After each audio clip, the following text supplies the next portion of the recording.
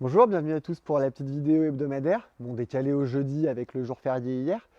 Petit rappel, on est ouvert pour tous les jours fériés de mai sur des horaires identiques à ce qu'on fait le samedi, c'est-à-dire 9h-18h.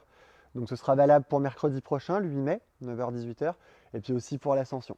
Voilà, c'est la petite info horaire. Vidéo un peu dilemme pour moi. J'ai des grosses problématiques en ce moment, c'est-à-dire qu'on est début mai, on est sur des périodes théoriquement de plantation assez fortes sur tout ce qui est potager, plantes à massif et aromatique. Le problème qu'on a, c'est qu'après avoir eu un mois de mars très chaud, un mois d'avril très chaud, on a un début mai, enfin fin avril, début mai plutôt froid. Du coup, c'est toujours la même question. Là, on a des serres remplies de plantes à vendre. On est théoriquement dans une bonne période pour vendre, mais par exemple ce week-end, on annonce des températures à 3-4 degrés.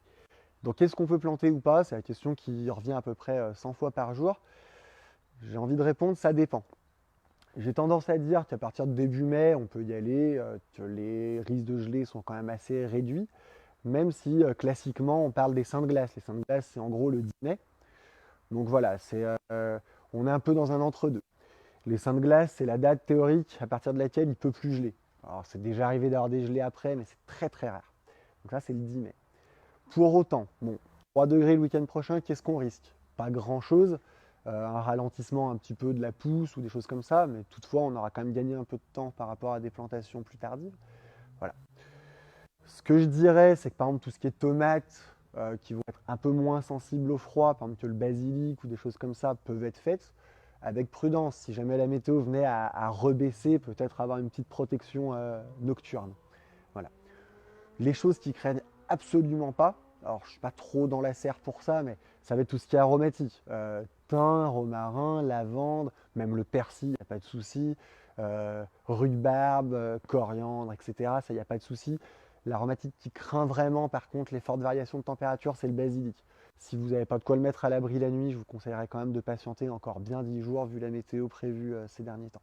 D'ailleurs, il y a eu une question à ce sujet. Le basilic, vraiment, les variations de température et d'humidité, il est très très sensible à ça. Donc pas avoir peur de le déplacer, de l'abriter en cas de pluie, voire même de l'abriter la nuit en ce moment. Voilà.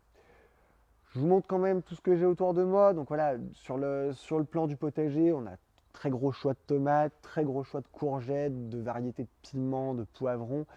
Voilà, je vous ferai une vidéo vachement plus détaillée sur les variétés la semaine prochaine. J'avais prévu de la faire cette semaine, mais les aléas météo font que je préfère tenir un discours un petit peu plus prudent. Mais j'avais aussi envie quand même de vous montrer l'aperçu pour ceux qui auraient envie de faire des pré-plantations ou des choses comme ça.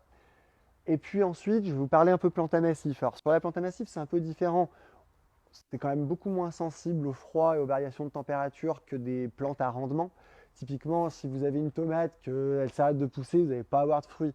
Si vous avez une plante à massif type bégonia ou surfinia qui prend un peu de froid, la problématique sera moindre parce qu'on a des pousses beaucoup plus rapides et il y a beaucoup moins de problèmes de variation. Donc là, c'est pareil, on a vraiment pas mal de choix dès maintenant, choix qui va aller en s'augmentant. Bégonia, surfinia, pareil. J'ai envie de faire une prochaine vidéo qui sera beaucoup plus complète là-dessus, mais j'avais vraiment envie de vous montrer qu'on était prêt sur le choix. Voilà. C'est pas une vidéo très emballante, j'en ai un peu conscience, mais c'est vraiment un discours que j'aime tenir. Je le tiens depuis plus d'un mois, alors que les tracts, légumes et plantes à massif sont sortis depuis plus d'un mois déjà. Venez nous voir, prenez du conseil. C'est le bon moment aussi pour repérer, pour prendre de l'idée, éventuellement quand même pour planter sur certaines choses, ça vous orientera au mieux. Il ne faut surtout pas hésiter à venir nous voir. En plus, vu que la météo fait que c'est un petit peu plus calme, on aura forcément un peu plus de temps aussi pour vous renseigner que sur les périodes plus chaudes qui vont venir après. Voilà. Et si vous avez des questions sur certains types de plantes, sur des plantes à massifs que vous cherchez, parce que le choix est vraiment énorme, c'est très compliqué pour nous de tout tenir en tête, il ne faut surtout pas hésiter en message privé ou en commentaire à nous demander des renseignements complémentaires ou des demandes de prix. Voilà. Et ben j'ai fini pour aujourd'hui. On vous attend pour ce week-end malgré tout, et puis je vous souhaite une très bonne journée.